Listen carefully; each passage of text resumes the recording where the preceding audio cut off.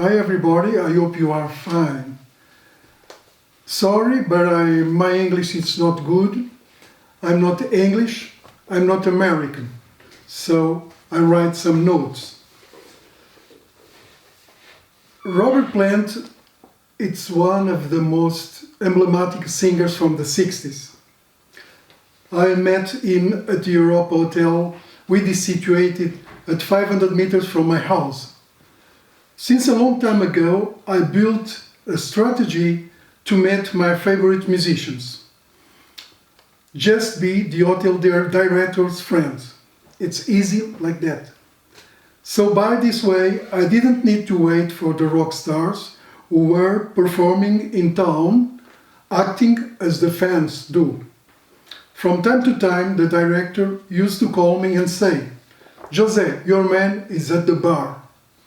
And I hurried to be there. This is about my strategy.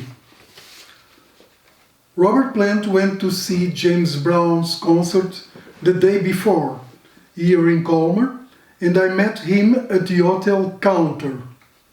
I introduced myself and tell him that I work for the foreign press. He was very surprised. We kindly start a very pleasant conversation. He was a little shocked to see that the audience was a little cold and said to me, "José, do these people really know who is this guy who sang last night in Colmar?" Were they disappointed because we didn't move enough on stage or what? Man is not as young anymore, but he is and will always be the godfather of soul. This guy has influenced so many people. I told him that I really appreciate that great concert, and I said that the musicians were really the cream of the cream.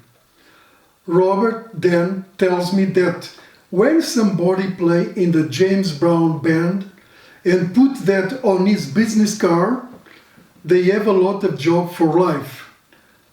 Suddenly, I gave him a bottle of old Porto wine, and really surprised, he took off his glasses and said, "José, you must explain me, how is it possible to be here in Colmar, the capital of Alsace white wine, and a Portuguese journalist come offer me a good bottle of old Porto wine? That's magic."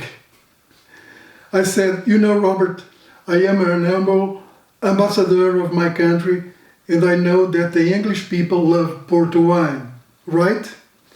"Oh, of course, and this one has a very suggestive title, The Old Royal Company." "Many thanks, José. What a great gift."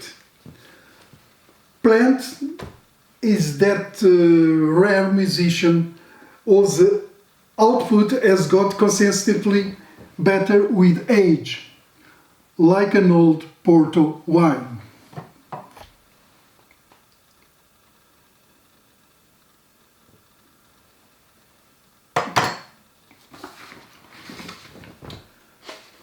So we talked a little about the concert he was going to give that night.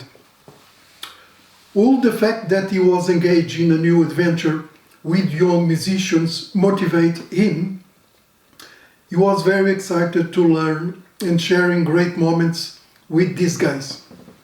I also asked him if he was going to satisfy his fans and play one or two Led Zepp songs.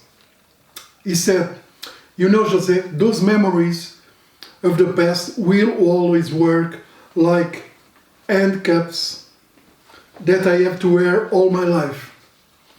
Meanwhile, the prison guards had always been so nice to me, and we smiled. There will indeed be a great version of All a Lot of Love and some 3 or 4 Led Zepp songs too. You will see it, José. Then I show him one of my photo albums, and he flashes on the photo where I pose next to Frank Zappa. Oh, Jesus! He was crazy, but all the genius were crazy, right, José? Oh man, You have also a lot of dead people here, and we love a lot. Robert Plant accepted to sign my golden book with a French title quite significant. José, seulement la vérité. It means José, only the truth. It was really nice of him, and this English gentleman's side seemed something natural. His concert was fantastic, and 5,000 people were there.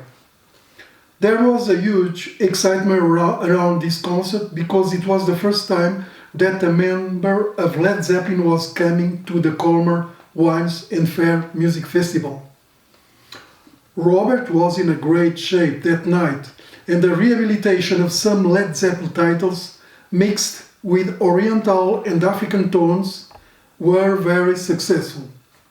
A folk-oriented look with a Donovan Leitch song called Season of the Witch surprised me a lot. The heartbreaking and tortured voice of Plant brilliantly revisited a short landscape of the airship, and when What a Lot of Love's riff sounded, hysteria invaded the open-air theater. It was a beautiful concert on a hot August summer night. So I hope you stay at home and be careful with this virus, and see you perhaps very soon. Bye.